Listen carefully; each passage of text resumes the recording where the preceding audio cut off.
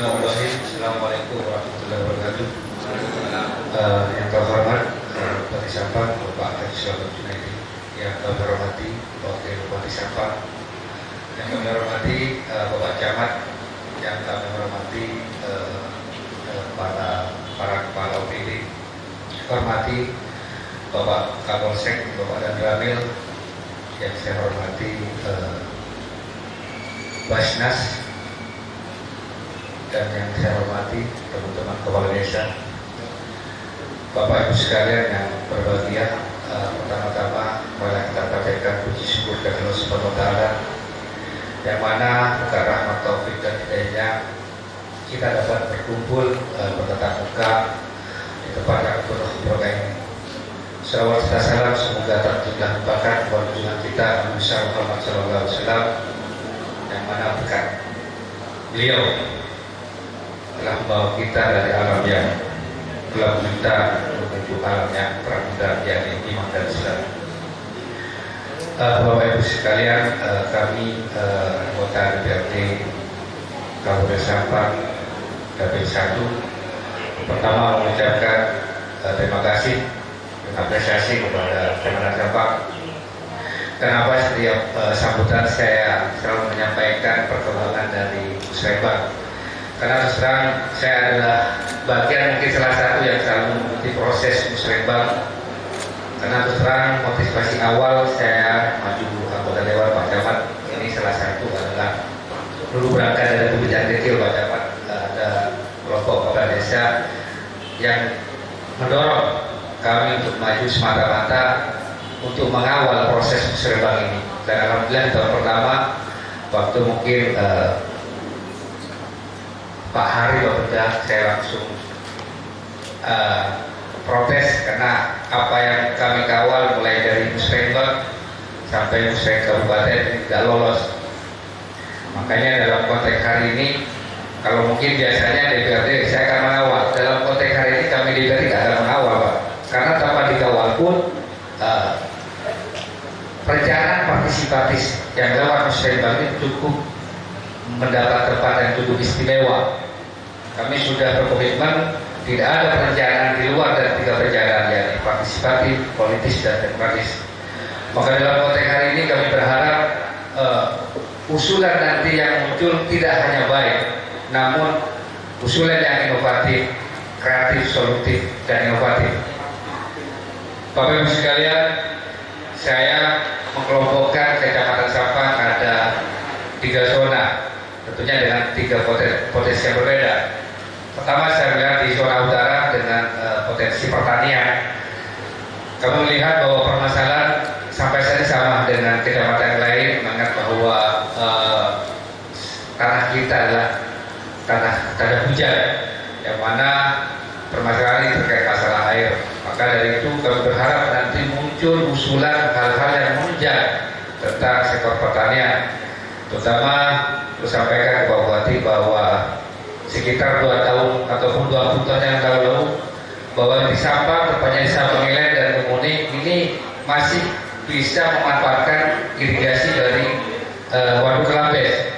Namun dengan berjalannya waktu mungkin secara volume air ataupun infrastruktur ini sudah sekitar 20 tahun tidak nyampe Pak Bupati. Mungkin jadi catatan nanti terkait masalah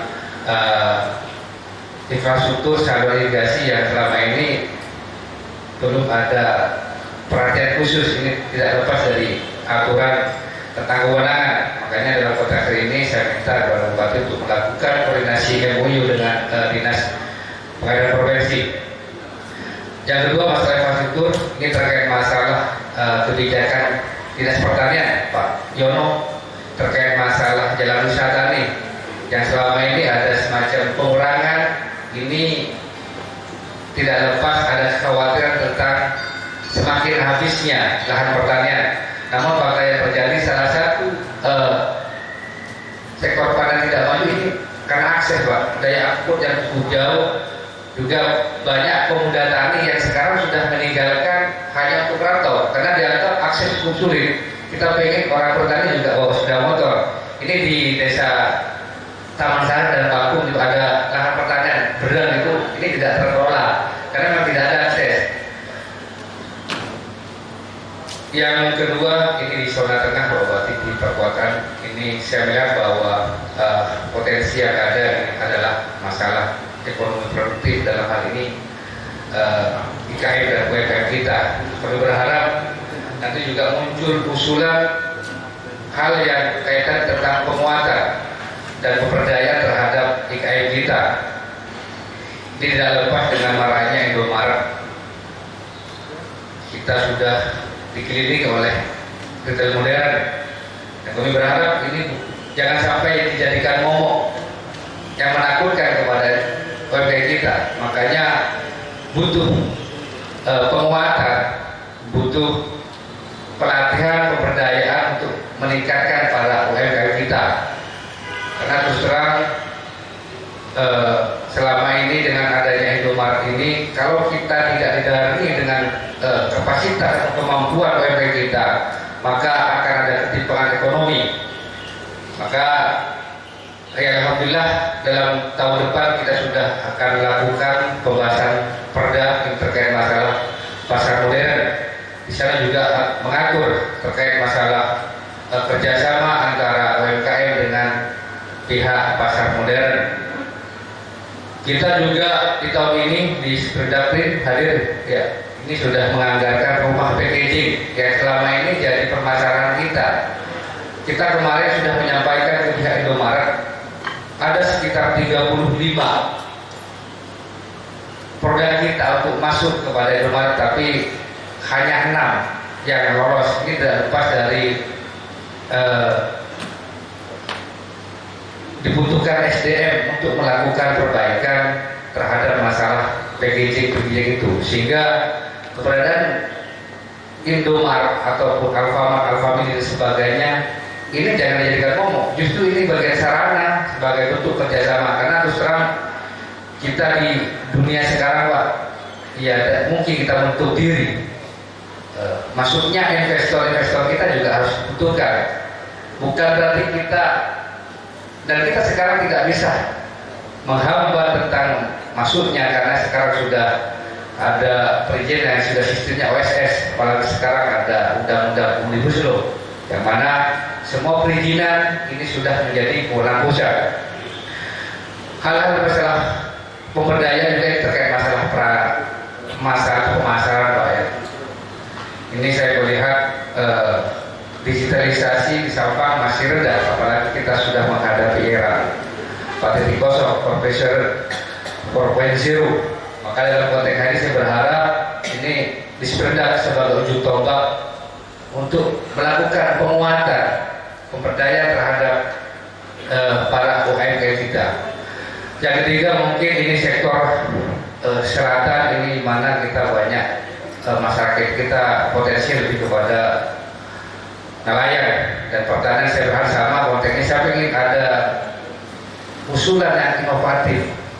Kita selama ini selalu disibukkan di permasalahan dengan harga garam yang naik turun. Makanya dalam konteks hari ini, di mana kita melakukan penguatan terhadap para UMKM kita yang berkait petani garam, sehingga dan kita DPR daerah tidak bisa mereduksi atau menjangkau hal-hal menjadi kewenangan pusat.